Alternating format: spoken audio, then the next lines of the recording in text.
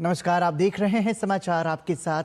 मैं हूं पराक्रम सिंह शेखावत। बताएंगे आपको इस वक्त की बड़ी खबरें। शुरुआत करेंगे सुर्खियों से।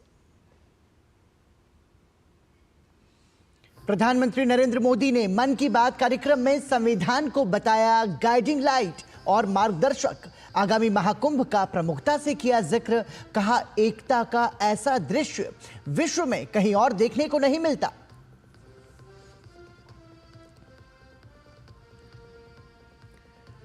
प्रधानमंत्री ने मलेरिया और कैंसर जैसी बीमारियों पर हालिया रिपोर्ट को बताया संतोषजनक। कहा, देश विज्ञान, स्वास्थ्य और शिक्षा के क्षेत्र में तेजी से बढ़ रहा है आगे।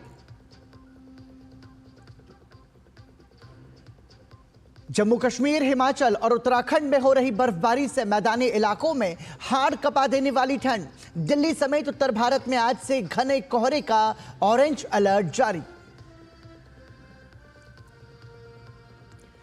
दक्षिण कोरिया के मुआन अंतर्राष्ट्रीय हवाई अड्डे पर जेजू एयर का विमान लैंडिंग के दौरान दुर्घटनाग्रस्त। विमान में सवार 181 लोगों में से 2 को छोड़कर मौत की आशंका। और मेलबर्न टेस्ट में चौथे दिन का खेल खत्म होने तक ऑस्ट्रेलिया ने बनाई 333 रन की बढ़त। जसप्रीत बुमराह ने सर्वश्रेष्ठ औसत के साथ पूरे किए 200 टेस्ट विकेट।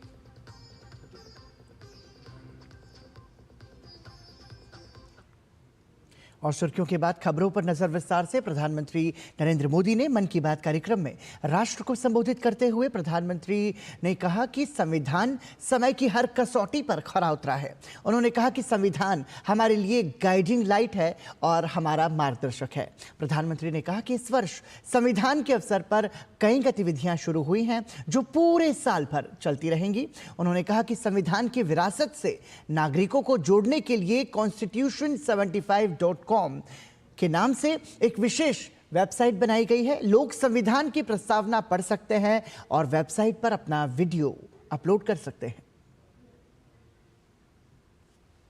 2025 में 26 जनवरी को हमारे संविधान को लागू हुए 75 वर्ष होने जा रहे हैं। हम सभी के लिए बहुत गौरव की बात है। हमारे संविधान निर्माताओं ने हमें जो संविधान सौंपा है वो समय की हर कसौटी पर खरा उतरा है। संविधान हमारे लिए गाइडिंग लाइट है, हमारा मार्गदर्शक है। ये भारत का संविधान ही है जिसकी वजह से मैं आज यहाँ हूँ, आपसे बात कर पा रहा हूँ।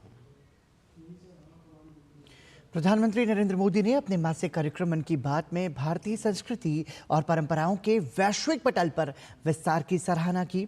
उन्होंने प्रयागराज में आयोजित होने वाले भव्य कुंभ को भारतीय संस्कृति का सच्चा परिचायक और एकता का सूचक बताया। तो वहीं दूर दराज के देशों में भारत की सांस्कृतिक विरासत के विस्तार पर प्रसन्नता भी व्यक्त की। आगामी 13 जनवरी से प्रयागराज में सबसे बड़े धार्मिक समागम महाकुंभ का आयोजन होने जा रहा है, जो 45 दिनों तक चलेगा। प्रधानमंत्री नरेंद्र मोदी ने अपने कार्यक्रम मन की बात में आगामी महाकुंभ की प्रमुखता से चर्चा की। उन्होंने कहा कि कुंभ का धार्मिक महत्व तो है ही, साथ ही इसकी विशालता और विविधता भी इसकी विशेषता है, जिसमें कहीं कोई भेदभाव नहीं दिखता। उन्होंने कहा कि एकता का ऐसा दृश्य विश्व में कहीं और देखने को नहीं मिलता। उन्होंने बताया कि इस ऐतिहासिक समागम में श्रद्धालु डिजिटल महाकुंभ की भी साक्षी बनेंगे। इस बार प्रयागराज में देश और दुनिया के श्रद्धालु डिजिटल महाकुंभ के भी साक्षी बनेंगे। डिजिटल नेविगेशन की मदद से आपको अलग अलग घाट, मंदिर, साधुओं के अखाड़ों तक पहुंचने का रास्ता मिलेगा। यही नेविगेशन सिस्टम आपको पार्किंग तक पहुंचने में भी मदद करेगा। पहली बार कुंभ आयोजन में एआई चैटबॉट का प्रयोग होगा। एआई चैटबॉट के माध्यम से 11 भारतीय भाषाओं में कुंभ से जुड़ी हर तरह की जानकारी हासिल की जा सकेगी। इस चैटबॉट से कोई भी टेक्स्ट टाइप करके या बोलकर किसी भी तरह की मदद मांग सकता है। पूरा मेला क्षेत्र को एआई पावर्ड कैमरा से कवर किया जा रहा है। कुंभ में अगर कोई अपने परिचित से बिछड़ जाएगा तो इन कैमरों से उन्हें खोजने में भी मदद मिलेगी। श्रद्धालुओं को digital lost and found centre की सुविधा भी मिलेगी। श्रद्धालुओं को मोबाइल पर गवर्नमेंट अप्रूव्ड टूर पैकेजेस, ठहरने की जगह और होम स्टे के बारे में भी जानकारी दी जाएगी। आप भी महाकुंभ में जाएं तो इन सुविधाओं का लाभ अवश्य उठाएं। और हाँ, हैशटैग एकता का महाकुंभ के साथ अपनी सेल्फी जरूर अपलोड करिएगा। दुनिया में आज के दिन भारतीय संस्कृति को जानने की ललक बढ़ी है। प्रधानमंत्री मोदी ने मन की बात कार्यक्रम में कुछ उदाहरण देते हुए कहा कि पिछले दिनों मिस्र में आयोजित चित्रकला प्रतियोगिता में भारतीय संस्कृति की झलक देखने को मिली, जिसमें 23,000 प्रतिभागियों ने हिस्सा लिया। वहीं पराग्वे में एरिका ह्यूबर आयुर्वेद को लेकर मुफ्त परामर्श देती हैं। फिजी में तमिल को लोकप्रिय बनाने के लिए शिक्षण कार्यक्रम चलाए जा रहे हैं। ये बातें, ये घटनाएं सिर्फ सफलता की कहानियां नहीं है, ये हमारी सांस्कृतिक विरासत की भी गाथाएं हैं। ये उदाहरण हमें गर्व से भर देते हैं। आर्ट से आयुर्वेद तक और लैंग्वेज से लेकर म्यूजिक तक भारत में इतना कुछ है जो दुनिया में छा रहा है। एक तरफ दुनिया के कई देश भारतीय संस्कृति से आकर्षित हो रहे हैं, तो वहीं भारत अगले साल महाकुंभ जैसे विशाल और भव्य आयोजन के जरिए अपनी विविधता का परिचय कराने के लिए पूरी तरह से तैयार है। Bureau report, DD news. देश विज्ञान का क्षेत्र, स्वास्थ्य, शिक्षा हर क्षेत्र में तेजी से आगे बढ़ रहा है। मन की बात कार्यक्रम में प्रधानमंत्री नरेंद्र मोदी ने स्वास्थ्य क्षेत्र में मलेरिया और कैंसर जैसी बीमारियों का जिक्र करते हुए कहा कि लोग पहले से इन बीमारियों को लेकर जागरूक हो रहे हैं और कैंसर और मलेरिया पर भारत को लेकर आई हालिया रिपोर्ट काफी संतोषजनक है। देखिए ये रिपोर्ट। स्वास्थ्य क्षेत्र में भारत लगातार नई उपलब्धियां हासिल कर रहा है। मलेरिया और कैंसर के क्षेत्र में हाल में देश ने बड़ी उपलब्धि हासिल की है। मलेरिया बीमारी का 1 महीने से लेकर 5 साल तक के बच्चों की जान लेने वाली सभी संक्रामक बीमारियों में तीसरा स्थान है। लेकिन भारत में मलेरिया से मरने वालों की संख्या कम हुई है। विश्व स्वास्थ्य संगठन की रिपोर्ट के अनुसार भारत में 2015 से 2023 के बीच मलेरिया के मामलों और इससे होने वाली मौतों में 80% की कमी आई है। इस सफलता में जन भागीदारी ने जहां अहम भूमिका निभाई है, वहीं तकनीक और सोशल मीडिया का भी लोगों ने इस दिशा में सहारा लिया है। मन की बात कार्यक्रम में देश के कई कोनों में किए जा रहे प्रयासों का उदाहरण देते हुए प्रधानमंत्री मोदी ने मलेरिया के खिलाफ जंग को और तेज करने की बात कही। असम में जोरहाट के चाय बागानों में मलेरिया 4 साल पहले तक लोगों की चिंता की एक बड़ी वजह बना हुआ था, लेकिन जब इसके उन्मूलन के लिए चाय बागान में रहने वाले एकजुट हुए तो इसमें काफी हद तक सफलता मिलने लगी। अपने इस प्रयास में उन्होंने टेक्नोलॉजी के साथ साथ सोशल मीडिया का भी भरपूर इस्तेमाल किया है। इसी तरह हरियाणा के कुरुक्षेत्र जिले ने मलेरिया पर नियंत्रण के लिए बड़ा अच्छा मॉडल पेश किया। यहाँ मलेरिया की मॉनिटरिंग के लिए जन भागीदारी काफी सफल रही है। नुक्कड़ नाटक और रेडियो के जरिए ऐसे संदेशों पर जोर दिया गया जिससे मच्छरों की ब्रीडिंग कम करने में काफी मदद मिली है। देश भर में ऐसे प्रयासों से ही हम मलेरिया के खिलाफ जंग को और तेजी से आगे बढ़ा पाए हैं। कैंसर बीमारी को लेकर लोगों में जागरूकता बढ़ी है। भारतीय लोग अब कैंसर का इलाज समय पर करवा पा रहे हैं। दुनिया की प्रतिष्ठित मेडिकल जर्नल लैंसेट के अनुसार भारत में कैंसर का इलाज समय पर शुरू होने की संभावना काफी बढ़ गई है। 30 दिनों के भीतर कैंसर का इलाज शुरू होने में आयुष्मान भारत योजना की अहम भूमिका सामने आ रही है। इस योजना के कारण 90% मरीज समय से अपना इलाज शुरू करवाने में सक्षम हुए हैं। प्रधानमंत्री ने कहा कि आयुष्मान भारत योजना कैंसर के इलाज में मददगार साबित हो रही है। सबके प्रयास से कैंसर को हराने का संकल्प और मजबूत हुआ है। इस सफलता का क्रेडिट उन सभी को जाता है जिन्होंने जागरूकता फैलाने में अपना अहम योगदान दिया है। कैंसर से मुकाबले के लिए एक ही मंत्र है, अवेयरनेस, एक्शन और एश्योरेंस। अवेयरनेस यानी कैंसर और इसके लक्षणों के प्रति जागरूकता, एक्शन यानी समय पर जांच और इलाज, एश्योरेंस यानी मरीजों के लिए हर मदद उपलब्ध होने का विश्वास। आइए हम सब मिलकर कैंसर के खिलाफ इस लड़ाई को तेजी से आगे ले जाएं और ज्यादा से ज्यादा मरीजों की मदद करें। केंद्र सरकार के प्रयास के कारण आम जनता पहले के मुकाबले मलेरिया, कैंसर, टीबी और अन्य बीमारियों से अब काफी लड़ रही है। सरकार की स्वास्थ्य संबंधी योजनाओं और बीमारियों के प्रति बढ़ती जागरूकता से देश स्वस्थ भारत के लक्ष्य की ओर तेजी से बढ़ रहा है। Bureau report, DD news. 2024 में खेल के क्षेत्र में भारत ने कई उपलब्धियां हासिल की हैं। क्रिकेट, शतरंज, पेरिस ओलंपिक और पैरालंपिक में भारत ने झंडे गाड़े हैं। मन की बात में प्रधानमंत्री नरेंद्र मोदी ने बस्तर में हुए अनोखे ओलंपिक का जिक्र कर स्थानीय खेल प्रतिभाओं को आगे बढ़ाने का अवसर देने को कहा है, जिससे कि वो आने वाले समय में राष्ट्रीय और अंतर्राष्ट्रीय स्तर पर भारत का नाम रोशन कर सकें। साथ ही प्रधानमंत्री ने साइकिलिंग के जरिए फिटनेस को जीवन का हिस्सा बनाने को कहा है। खेल के क्षेत्र में भारत लगातार नए कीर्तिमान गढ़ रहा है। छोटे छोटे शहरों से आ रही खेल प्रतिभा अपने अदम्य साहस और जज्बे के बल पर अंतर्राष्ट्रीय स्तर पर देश का नाम रोशन कर रही है। इसमें स्थानीय स्तर पर खेली जाने वाली प्रतियोगिताओं का अहम योगदान है। इसी तरह बस्तर में हुआ ओलंपिक अनोखा आयोजन रहा। कभी माओवादी हिंसा का गवाह रहा बस्तर इस बार खेल के विकास और संस्कृति को बढ़ावा देने वाले आयोजन का गवाह बना। इस ओलंपिक में 7 जिलों के 1,65,000 खिलाड़ियों ने भाग लिया। इस आयोजन में जहां अलग अलग तरह के खेलों में खिलाड़ियों ने अपनी प्रतिभा का परचम लहराया, वहीं बस्तर की समृद्ध संस्कृति की झलक भी देखने को मिली। एथलेटिक्स, तीरंदाजी, badminton, football, hockey, weightlifting, karate, kabaddi, kho kho और वॉलीबॉल, हर खेल में हमारे युवाओं ने अपनी प्रतिभा का परचम लहराया है। कारी कश्यप जी की कहानी मुझे बहुत प्रेरित करती है। एक छोटे से गांव से आने वाली कारी जी ने तीरंदाजी में रजत पदक जीता है। एक समय नक्सली प्रभाव में आए पूनम जी आज व्हील चेयर पर दौड़कर मेडल जीत रहे हैं। उनका साहस और हौसला हर किसी के लिए प्रेरणा है।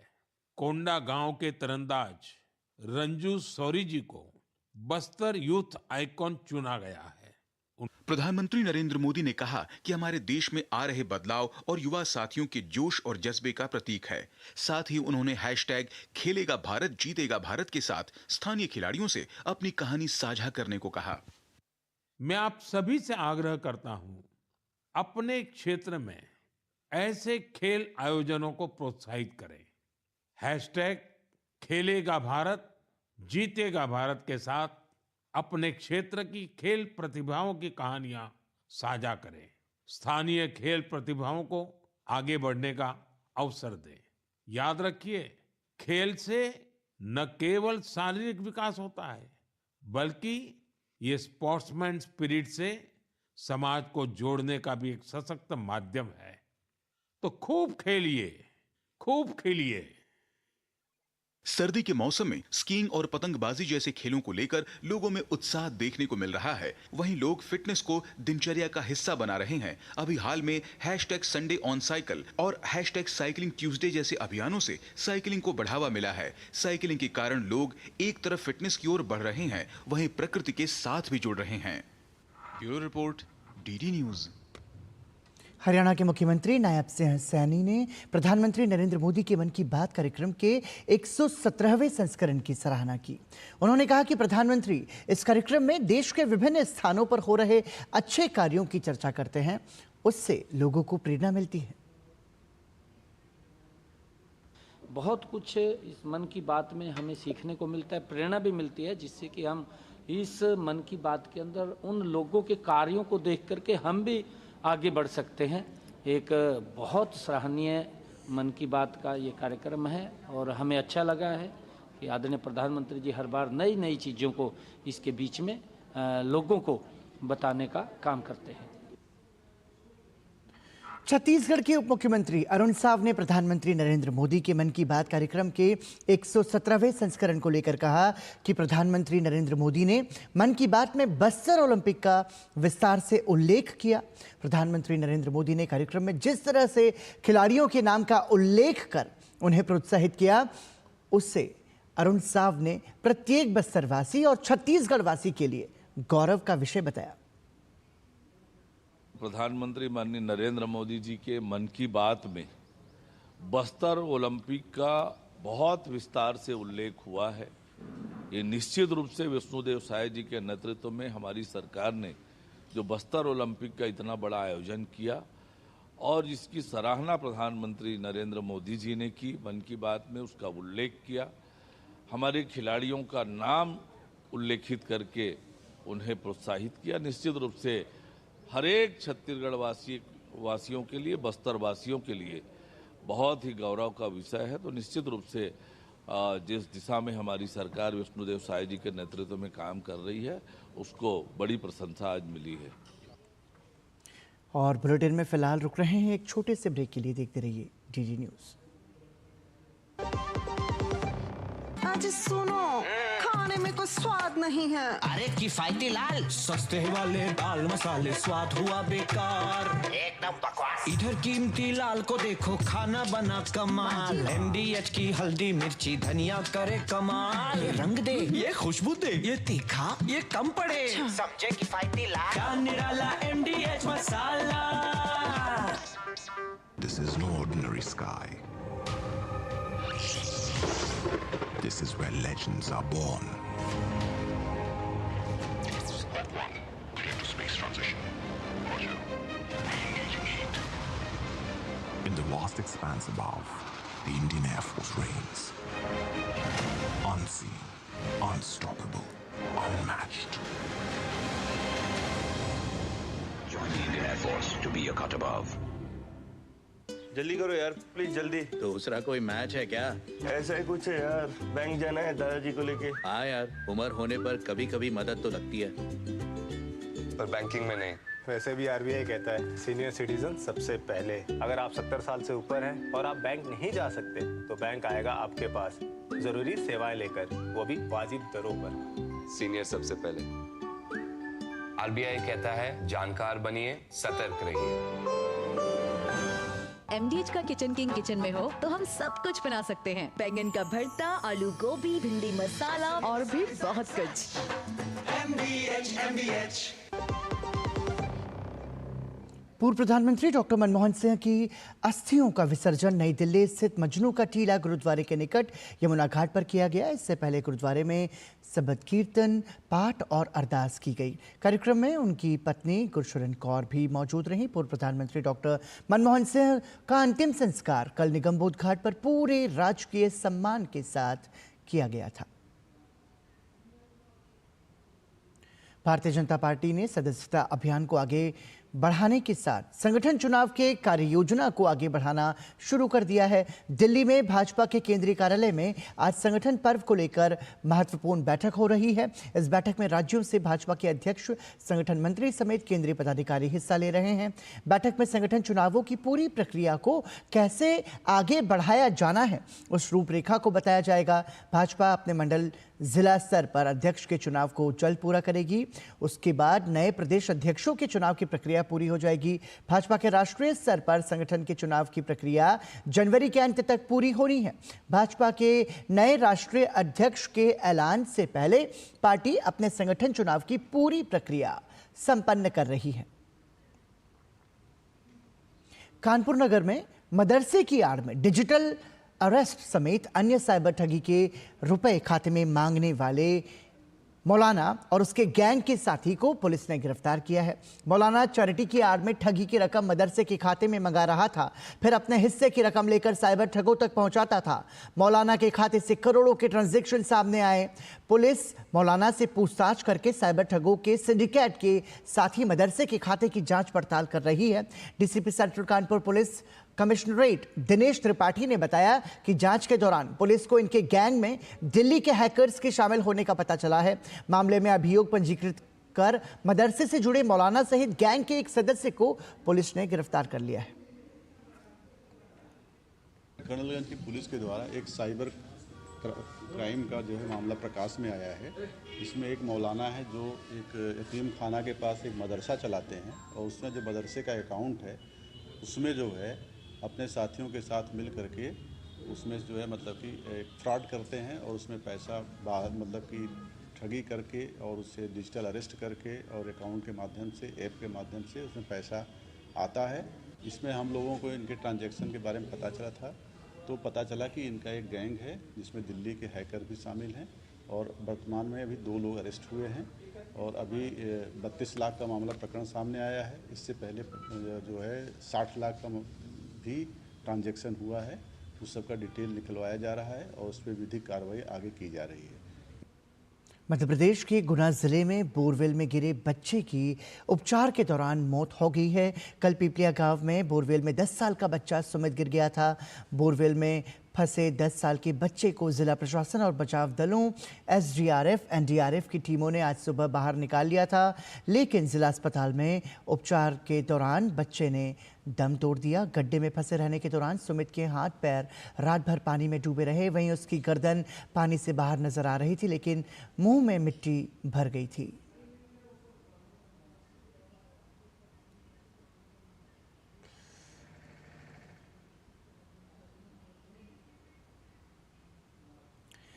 पूर्व प्रधानमंत्री मनमोहन सिंह की मृत्यु के बाद उनकी स्मृति में स्मारक बनाने को लेकर सियासत जारी है।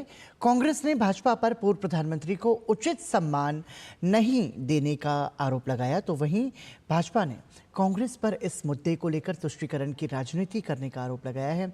केंद्रीय मंत्री प्रहलाद जोशी ने कहा कि मोदी सरकार ने मनमोहन सिंह को उचित सम्मान दिया है। उनकी स्मृति में स्मारक बनाने को लेकर भी कांग्रेस पार्टी को जानकारी दी जा चुकी है। जब प्रधानमंत्री स्वयं इसके बारे में चिंता करके सब कुछ अरेंजमेंट करने के लिए व्यवस्था की, स्वयं गृह मंत्री जी ने कांग्रेस का अध्यक्ष को इसका मेमोरियल बनाने के लिए, स्मारक बनाने के लिए सरकार ने निर्णय जो लिया था उसका कम्युनिकेट किया, तब भी ये लोग इसमें मिसलीडिंग स्टेटमेंट देते हुए बहुत ही चीप पॉलिटिक्स कर रहे हैं। भाजपा प्रवक्ता शहजाद पूनावाला ने कांग्रेस पार्टी पर मनमोहन सिंह के नाम पर राजनीति करने का आरोप लगाया। शहजाद पूनावाला ने कहा कि कांग्रेस पार्टी ने बाबा साहेब अंबेडकर से लेकर नरसिम्हा राव तक किसी भी नेता को सम्मान नहीं दिया। कांग्रेस को मनमोहन सिंह के नाम पर राजनीति करना शोभा नहीं देता। देश की सरकार ने जो भी संभव था वो किया। डॉक्टर मनमोहन सिंह जी के लिए मेमोरियल की बात, 7 दिन नेशनल मॉर्निंग, फ्लैग को हाफ मास्ट पर लेना, उसके बाद पूरे स्टेट फ्यूनरल के साथ उनकी अंतिम विदाई करना, और प्रधानमंत्री नरेंद्र मोदी जी अंतिम संस्कार में भी शामिल हुए और देश की ओर से श्रद्धांजलि भी अर्पित की। कांग्रेस पार्टी को तो कोई अधिकार नहीं है कि आज वो इस विषय पर कोई बात रखे। ये केवल और केवल निम्न स्तर की सियासत है। भाजपा नेता सुधांशु त्रिवेदी ने कांग्रेस के आरोपों पर पलटवार करते हुए कहा कि मनमोहन सिंह के जीते जी कांग्रेस पार्टी ने उन्हें कभी भी सम्मान नहीं दिया। आज कांग्रेस मनमोहन सिंह के नाम पर सिर्फ और सिर्फ राजनीति करना चाहती है। कांग्रेस पार्टी जिसने जीवन काल में डॉक्टर मनमोहन सिंह जी को कभी सम्मान नहीं दिया, हमें याद रखना चाहिए कि अंतिम चरण में 2014 में उन्होंने एक राष्ट्रीय स्मृति बनाने का प्रयास किया था, क्योंकि जब उन्हें लगा था कि सरकार जाने वाली है। जिन्होंने अपने जीवन काल में कभी डॉक्टर मनमोहन सिंह को सम्मान नहीं दिया, आज उनकी मृत्यु के बाद भी वह उनके सम्मान के ऊपर सियासत करते नजर आ रहे हैं। यह बहुत दुखद है। दक्षिण कोरिया के मुआन अंतर्राष्ट्रीय हवाई अड्डे पर जेजू एयर का विमान लैंडिंग के दौरान दुर्घटनाग्रस्त हो गया। दक्षिण कोरिया की फायर फाइटिंग एजेंसी के अनुसार विमान में सवार 181 लोगों में से 2 लोगों को छोड़कर सभी लोगों के मारे जाने की आशंका है। अभी तक 124 लोगों की मौत की पुष्टि हो चुकी है। विमान में 175 यात्रियों के अलावा 6 क्रू मेंबर भी सवार थे। ये यात्री विमान मुआन हवाई अड्डे पर रनवे पर फिसलते हुए चारदीवारी से टकरा गया। दुर्घटना आज सुबह 9:07 पर हुई। साउथ जेवला प्रांत में स्थित मुआन अंतर्राष्ट्रीय हवाई अड्डा राजधानी सियोल से 288 किलोमीटर की दूरी पर स्थित है। यह विमान बैंकॉक से वापस आ रहा था। अधिकारी दुर्घटना के वास्तविक कारण का पता लगाने के लिए घटनास्थल की जांच कर रहे हैं और बचाव कार्य भी जारी है। वहीं दक्षिण कोरियाई प्रसारक MBC न्यूज ने जेजू एयर फ्लाइट नंबर 2216 के दुर्घटनाग्रस्त होने से कुछ समय पहले विमान से पक्षी के टकराने का फुटेज जारी किया है। हालांकि दुर्घटना के कारणों का अभी तक पता नहीं चला है। मेलबर्न टेस्ट के चौथे दिन का खेल खत्म होने तक ऑस्ट्रेलिया ने अपनी दूसरी पारी में 9 विकेट खोकर 228 रन बना लिए हैं। ऑस्ट्रेलिया की कुल बढ़त 333 रन की हो गई है। सैम कॉन्स्टास 8 रन बनाकर बुमराह की गेंद पर बोल्ड हुए। वहीं उस्मान ख्वाजा को सिराज ने आउट किया। स्टीवन स्मिथ भी सिराज का ही शिकार बने। इसके बाद जसप्रीत बुमराह ने ट्रेविस हेड, मिशेल मार्श और एलेक्स कैरी को आउट कर ऑस्ट्रेलियाई बल्लेबाजी की कमर तोड़ दी। ट्रेविस हेड को आउट करने के साथ ही बुमराह ने टेस्ट में अपने 200 विकेट पूरे किए। वहीं इससे पहले भारत ने अपनी पहली पारी में 369 रन बनाए। नीतीश कुमार रेड्डी ने भारत की तरफ से सर्वाधिक 114 रन की पारी खेली। पहली पारी के आधार पर ऑस्ट्रेलिया को 105 रन की बढ़त हासिल हुई। और इसी के साथ ही समाचार में अभी के लिए इतना ही, लेकिन देश और दुनिया की बाकी बड़ी खबरों के लिए देखते रहिए DD न्यूज। नमस्कार।